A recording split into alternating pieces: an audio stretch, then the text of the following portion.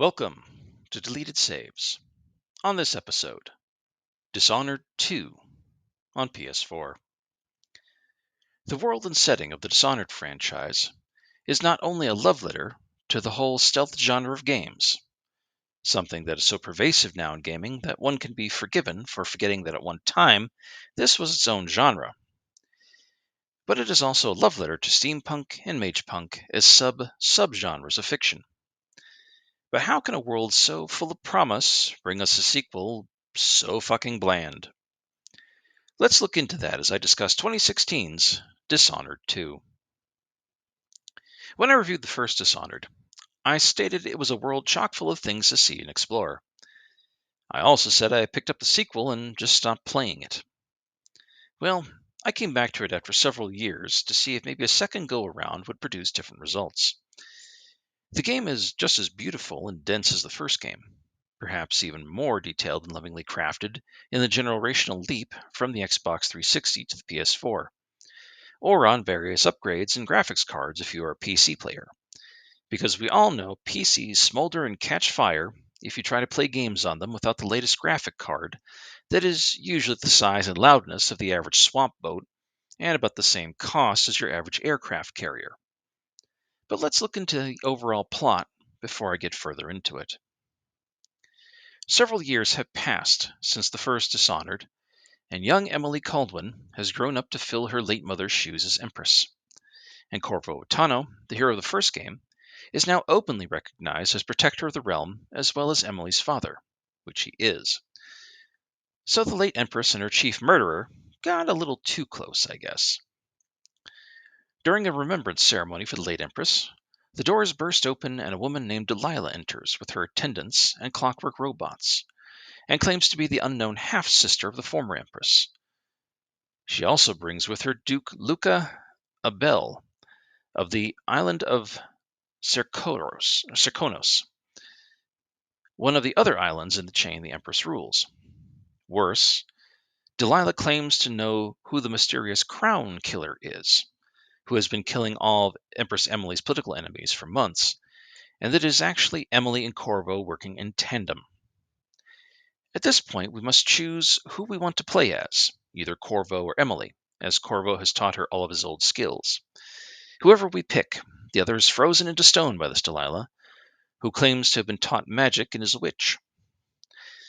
The character we pick is then knocked out and placed in the tower of the royal palace, where we wake up and begin to have to sneak, stun, or outright murder our way out. It is here we must already choose if we want to do a high chaos or low chaos run. Well, what does that mean? High chaos means slaughtering everyone you meet, being utter shit at stealth, and murdering high-profile targets. In doing so, the new blood fly plague worsens, like the rat plague of the previous game. Low chaos runs mean you sneak around without being seen, avoid killing at all possible, and just knock out high-profile targets. This lessens the blood fly plague, and in either case, both runs change the ending of the game. In any case, whoever we pick has to flee Dunwall, the setting of the previous game, and finds a ship captain named Megan Foster and boards her ship, the hilariously named Dreadful Whale, to flee to Karnaca, the capital of Serkonos, to play out the rest of the story. Our first mission will be to find the location of Anton Sokolov, our Leonardo da Vinci / Nikolai Tesla analog for this world, and uncover the real identity of the Crown Killer. The rundown asylum that supposedly houses the Crown Killer is instead full of the Duke's goons, and the Crown Killer turns out to be the alternate persona of Chief Alchemist of Karnaca, named Alexandria Hypatia, who created it on accident after use of an experimental serum, and whom you can kill or cure. But the reveal nets the actual location of Sokolov, as a prisoner of the grand inventor of the land named Kirin Jindosh, and Sokolov is somewhere in Kirin's clockwork mansion. I guess. I feel like the jealous rival inventor plot has been done too much, and sad to say I really wasn't looking forward to entering a clockwork mansion to explore. I don't know why, the idea just didn't appeal to me. and the shitloads of robots that could only be defeated by a very specific means just made it worse. From here, and with Sokolov in tow, we found out our next target is the curator of the Royal Conservatory, named Brianna Ashworth, who is a witch in Delilah's employ. Exploring here uncovers that it was Ashworth who brought Delilah back from the Void, the playground of an entity known as the Outsider, and this has ties back to the DLC of the first game. So if you never played that, then all of this will mean nothing to you. Additionally, the assassin Dowd, who killed the previous Empress in the first game, is the one who threw Delilah into the Void, so yay? Anyway, whether you defeat or kill the witch, the reveal is that Delilah can't be defeated by normal means, as she has made herself immortal. Stuck for ideas, Sokolov suggests a trip to a silver magnate's mansion who has something to do with all this. And there our player learns that not only is he barking mad after seeing Delilah return, but we now know the Crown Killer, Ashworth, Kieran, and the Duke were all responsible for bringing Delilah back from her otherworldly prison, and that Delilah has stuffed part of her soul into a statue, making her immortal. Clever. I think I played at least 3 different officially published Dungeons & Dragons adventure modules where the bad guy of the dungeon did the same thing. Our next stop is Duke Abel's mansion to kill or dispose of him. And whatever you choose, you claim the soul chunk from the statue and return with it to Dunwall. Once there, you confront Delilah, shove her soul back into her body, and can now finally kill her or trap her in her own painting forever. From here, our endings unfold. With low chaos, you can save the player character you didn't choose, cooler heads prevail, Emily becomes a good and just ruler, blah blah blah. In high chaos, you can either save or choose to leave the other players stay frozen forever. You become a tyrant, blah blah blah. I mean, I always choose the good path in these games because I enjoy being a hero, but just somehow this didn't land for me. I feel like it somehow should have been more nuanced than what we got. But I guess that was not the path Arcane Studios, maker of both games, went with. Oh, as an aside, should Megan the ship captain survive to the end of the game, she reveals she was someone else entirely and goes looking for the assassin Dowd for the Death of the Outsider DLC, which I did not play. Don't ask me to, I won't do it. It is not like Dishonored 2 doesn't do a few new things. Within the first few stages, the Outsider, the dark god of the setting who occasionally chooses to bestow magic upon certain individuals who he finds interesting, returns to cryptically explain to either Emily or Corvo what is going on, and asks if they would like magic, rather than making it mandatory. So you can opt into or out of a powers run, meaning you don't need to use magic if you don't want to. And both Corvo and Emily get different spells, and so who you pick can alter your powers. Additionally, there is now black market merchants who will sell you gear, expanded weapons upgrades compared to the first game, and the occasional charms that can augment your powers and abilities.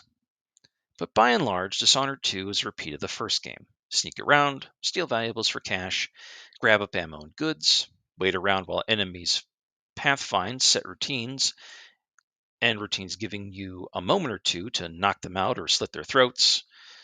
And there we go. Yes, it's non-linear. Yes, these are about small stories to find. But there are still thugs and guards, crazies and civilians. Now it's just interspersed with robots. Same shit, different city. Except now, instead of an old bar being your hideout, a repurposed coal scow is where you hide between missions. Arcane Studios did make some changes from the first game in response to criticism of the first Dishonored.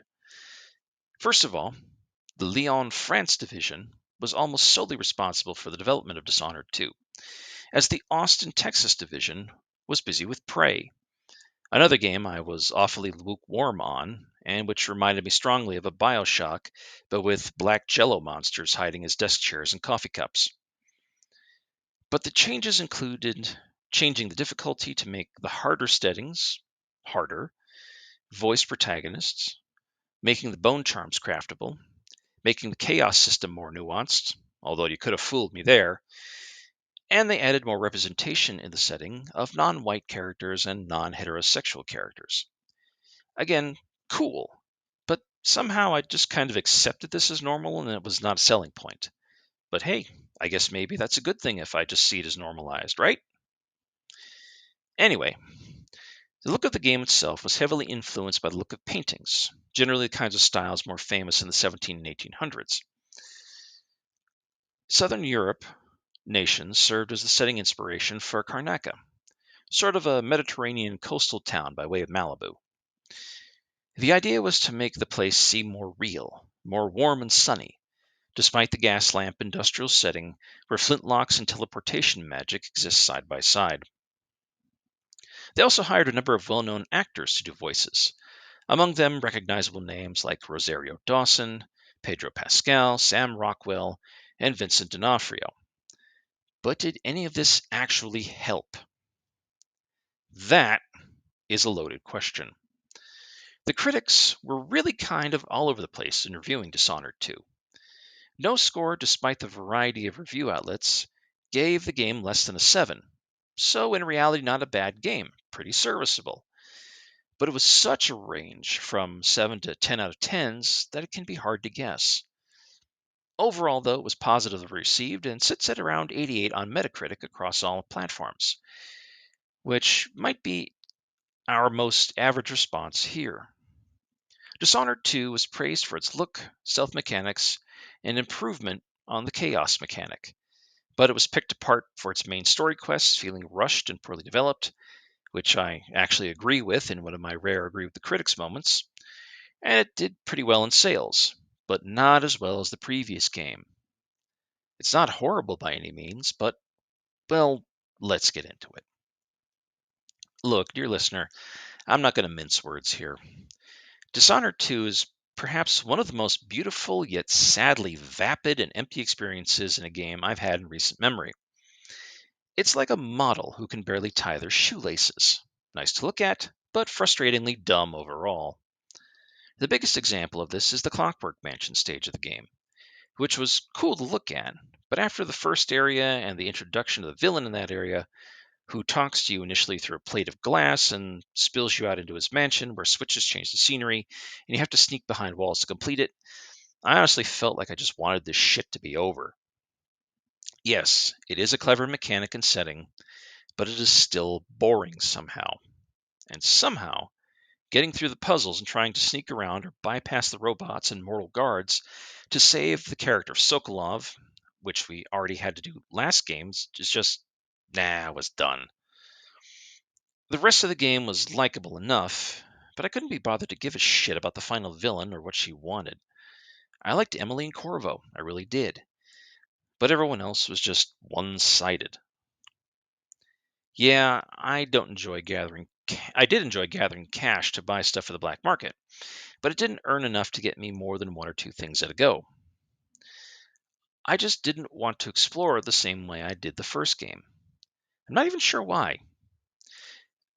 I think after Prey and then coming back to Dishonored 2, I feel like the wheels had come off of the first time impressive arcane formula. I feel like some of the magic had been lost, which had nothing to do with their association with Bethesda as their publisher, and even less to do with anything outside of their studio since they were bundled in with the Microsoft purchase. This was long before frankly illegal, but nothing we can do about it because money talks corporate mergers. And I don't want to slam them over a game I never played and never will play. But I am aware of the trouble they had with their Redfall release. I mean, shit, even if you had a passing interest in gaming in 2023, you heard about the problems with this game had because we as a society love watching a beloved company fall on its face. But I think the problems Arcane had with that game started long before now. I am hesitant to say this, but in the wake of playing through Dishonored 2, I'm thinking Arcane was a one-hit wonder. Great opening game, much like a great hooky song. But the rest of their catalog, much like a bad album, is full of biddling squirts of pixelated diarrhea that is doomed to be lost to the passing of time. But again, Dishonored 2 is not bad or enraging. It's just bland.